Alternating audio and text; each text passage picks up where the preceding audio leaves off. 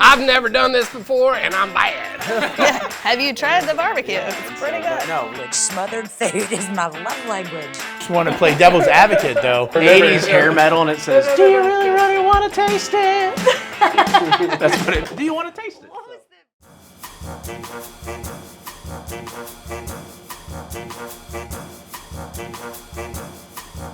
I will tell you the best advice that I've ever gotten cooking barbecue, and it came from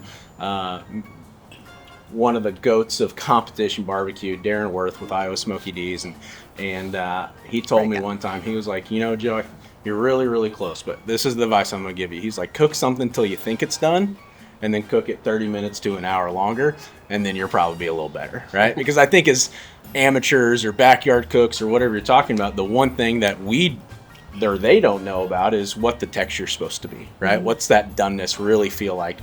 And you don't know until you get that butter smooth probe going into a Prairie Fresh pork butt or a rib or something, and you're like, oh, now I know what that is. But you think you know what it is, but you know. So the best advice that I've gotten and I give all the time is cook something till you think it's done, then cook it 30 minutes longer and you'll be all right. That's pretty good. I've had many long conversations with a mentor of ours, which I feel like we can all agree, Tuffy, Stone. Oh, yeah. And one of the things he told me years and years ago is, and this tip and trick I think is with anything, not just barbecue, but just anything in life really, but it really comes down to cooking, is he's like, you just have to have patience. Yeah. And don't start a recipe and do number one before you read the whole recipe. Yeah. Read the recipe if you have it written down, or even if it's but understand the process, but have patience for the process. And really that plays into that technique, because I think a lot of people will throw something on a smoker, on a grill, and then they get impatient. Why isn't it cooked yet? Well, is it in a stall? What's the next? How do we solve those problems? But when he just said, you know, every now and then, you just gotta have patience. You just gotta understand it. And then you can kind of sit into that role when you have that patience and you understand the process of what's gonna happen, and that it's gonna take 30 minutes to an hour longer than you expected. Sometimes a lot longer. We've all been in that predicament. But really just the word patience it really resonated. And of course, when it comes from Tuffy, you just go, yes, sir. Yes. Yes, sir. But that was a great tip for, I think, life in general, but especially cooking. I think, you know, the same thing, just to tie onto it real quick, is that when you're cooking at 225 degrees, 30 minutes isn't going to make or break your smoker. You know, you've been cooking that sucker for, let's say 10 hours. You go 10 and a half, it's not going to ruin it by any means. So patience and giving it the time that meat needs to render and break down is the best anybody. Very true. Got to sit into the process. Right. And once it's done, if you're doing it right, you got to let it rest. Like, that is where the patience really comes into a cook, is like, you get something perfectly done and it needs to sit there for an hour, you know. Everybody says, oh, the Shed, it's won everything. I say, no, we don't tell you when we lose. I'd say my best tip or advice would be to understand what NaCl is, and that's salt. Anytime I'm ever cooking if it doesn't have to be pork, it could be a lobster, it could be vegetables, I try to cook it with just salt first and just try it one time just the way God intended it to be, with just using the salt to like bring out those flavors, and then I'll start tinkering with any rubs or any other spices I want. And I think it's just we always talk about seasonings and rubs and how to introduce flavor and moisture and so on, but I think especially to young cooks, and YouTube has not been great about this, social media hasn't been great about this, because all we see is like the edited finished product and so on and so forth. What people don't understand is about reps, right? You mentioned that reps matter in cooking. Doesn't matter if you're cooking a steak or a pork chop or whatever it is, whether you're cooking competition or with your family, reps matter. And then like, just try to understand your ingredient in its most simplest form first. And fire is so good to experience that ingredient in, because it's primal, it's primitive, it doesn't add much more besides what it's supposed to be like, and that's what salt does too. So I always like to tell, especially young cooks, understand what salt does first, and then start layering on your spices and your sauces on from there. I think one of the things that I spend a lot of time explaining is about fuel. whether you're grilling, smoking, no matter what you're doing, you're using charcoal or you're using lump or briquette. And now, we got flavored charcoal. I don't know where that came from. That's the craziest thing I've ever seen, but it is what it is, right? But woods, and choosing woods for what you're cooking. And, in an electric smoker, you may just be using sawdust. You may be using compressed wood in a pellet grill, chunks and, something like a gravity fed, and then feeding the beast with logs, or splits in a offset. But wood is very important to the cooking process. And don't over smoke meat. People tend to think, oh, well, I can really taste that hickory. Well, yeah, you're tasting it 3 days later too, because it's been over smoked. So, pay attention to what you're cooking and what type of wood you should use. And then, lay off a little bit. Use it like you would any other ingredient, like you were talking about salt. You're not gonna over salt things, don't over smoke things. It's great advice. And do whatever protein, have the right appropriate wood. And for color as well, because a lot of times, like when we're doing whole hogs, and even competitively, you're looking for the color. And don't over smoke. When you say you taste it 3 days later, I'm like, I know exactly what she's talking about. Because you can overdo. It's just like a seasoning. You can absolutely over flavor a good piece of protein by over smoking it. But yeah, I just thought of this. One of the first times that I ever witnessed Melissa cooking a whole hog was at Mike Mills' event. It seems like 20 years ago. Probably was. And we had the prettiest hog that we had ever cooked. It was like the third hog we had ever cooked, and it was it was so beautiful. And I didn't even really see their hog, but they made finals and we didn't. And I saw Pete, your husband, go over and he pulled out the whole shoulder and the whole bacon and the whole ham, and I was in awe of it because of the juices just pouring out, and I thought, I've got to figure out how they got that flavor in there properly. And Mike Mills came around later and he said, Brad, that's the prettiest hog on the circuit. That's the prettiest hog I've ever seen. And he said, if you could just get it to taste worth a damn, you'd be all right, And, it took us a decade and finally won Memphis in May.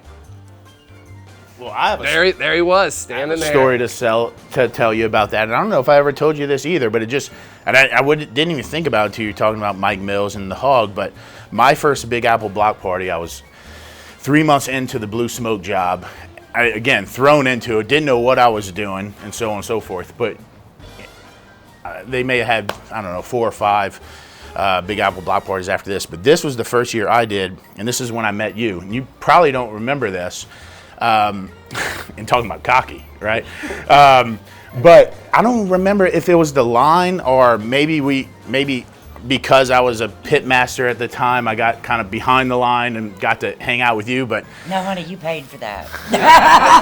I'm pretty sure like a little thing on Blue Smoke. I mean, that was really the first true barbecue joint in New York. Yeah. But I wasn't a part of that. But I wasn't a part of that opening. But I became part of it. But my point was that I came up to you and you had that hog, Robo Hog, on the in the trailer, and he kind of looked at me, goes, "This is what world champion hog tastes like." And he took his 2 fingers and he went under the jowl and he grabbed the cheek and he dunked it in the sauce and he just put it in my hand. And I was like, this cocky son. But it was the best darn hog. And I remember that. It was like not a lot I remember from those years because for whatever reason, I know the reason. But I remember that was like we all know the reason. That was my first experience, not with the Shed, but not just with the Shed, which was important, but like with whole hog and just like I don't know. It was a memorable moment. So going back to full circle, I think you did make it taste good, right? And like I had the same experience that Mike had with you, just on the other end. Yep. Aww. Well, thank you for that. I'm gonna say my go-to pork cut is ribs.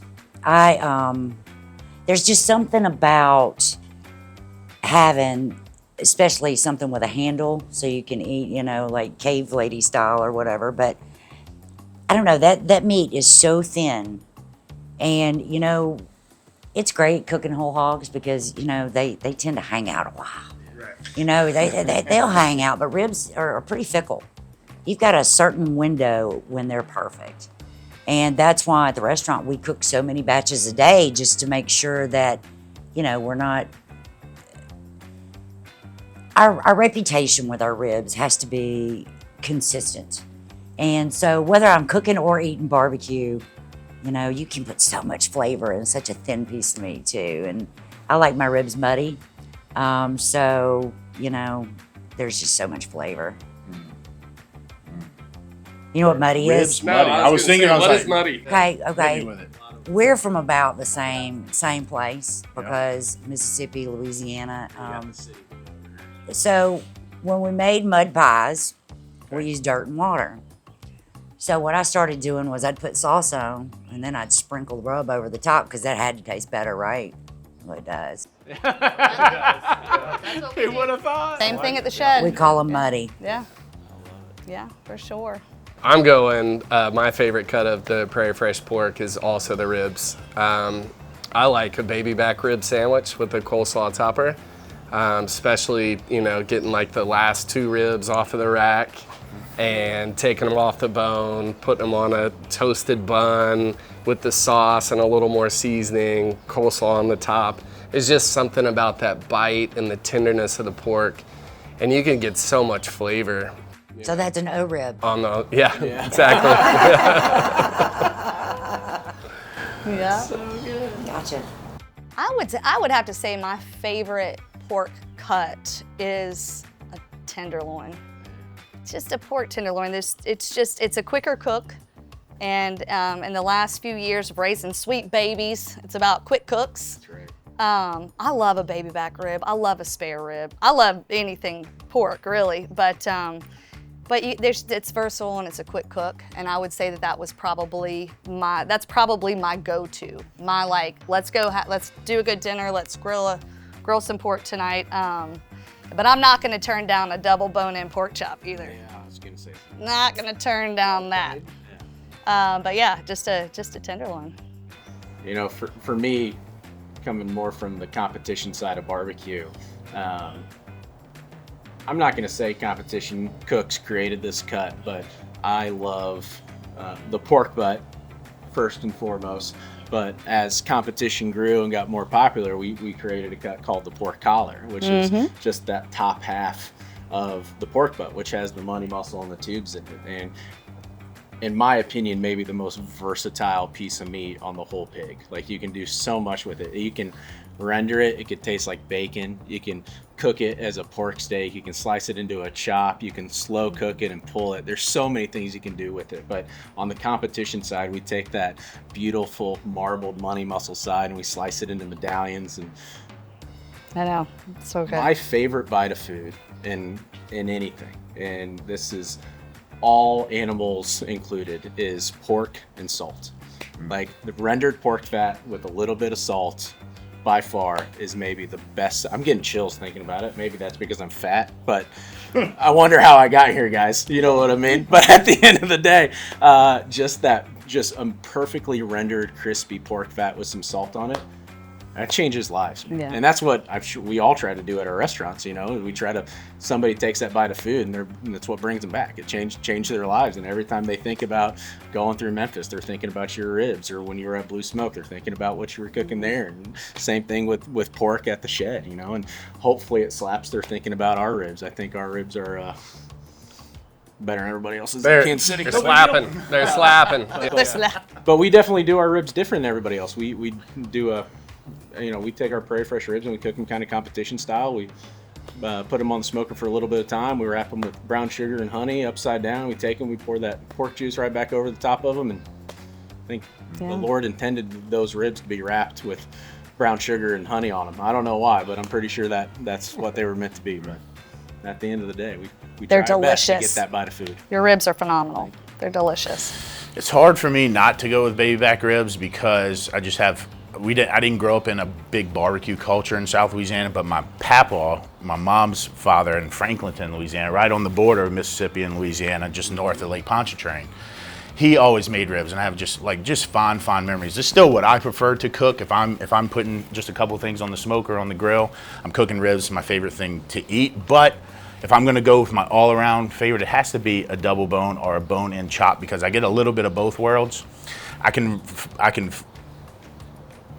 so vividly remember my first stop in Texas when I met my wife, who's from Midland, Texas. When we went visit her family for the first time, I stopped in at Cooper's, the original Cooper's in Llano or Plano. It's one of the two. Llano, I don't know.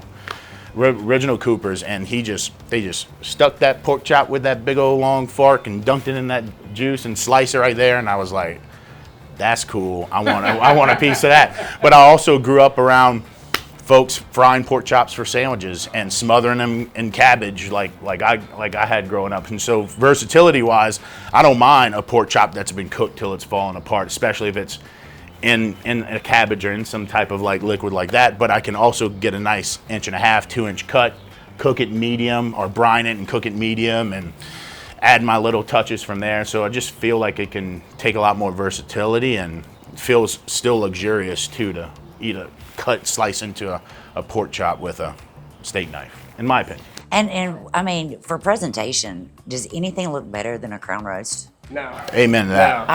I love a crown roast. I mean, you know, and if there's any left over, you know, I mean, that's what our family does for Christmas, Thanksgiving. There's always a crown roast, you know, stuffed with stuffing and apples and but my favorite bite of pork to eat is one that somebody else cooked. That's fair. Thank you. I feel that. I think I'm gonna get a little Italian side on everybody. Family's Italian.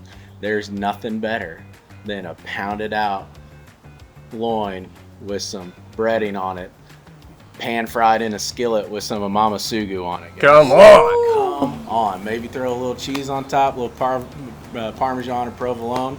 I mean, pork cutlets for me. What time? Gosh, Yeah, this man. is I'm real. getting hungry. What part? I think we have a better opportunity of saying, is there any part of the pig that we don't like? And the short answer is probably. I got sick off crispy trotters one time, so I'm gonna let them go. Yeah. I'm gonna let them go. Can you inform me of what that is? Feet. Trotters. Come on. Man, I used to buy pickled pig lips and Pig pig feet. feet to throw in the greens. Did you also eat the deviled eggs? I did. Did you eat the pickled eggs? I love pickled eggs. Okay, let me explain. I do not eat eggs, ever. I don't like eggs. Everybody in my family will tell you, don't ask her if she wants any eggs. She hates eggs. But if you add a little bit of relish, a little bit of mayo and salt and pepper, I'll eat a dozen. And if you pickle them, I'll eat 2 dozen. I love it. What about pickled quail egg? That's a Southerner in you. That's the Mississippi coming out. Oh, yeah. We You eat and your stuff. boiled peanuts. Oh, yes, yes. I love boiled peanuts. And anything smothered, honey, that is my love language. Smothered food is my love language. For sure.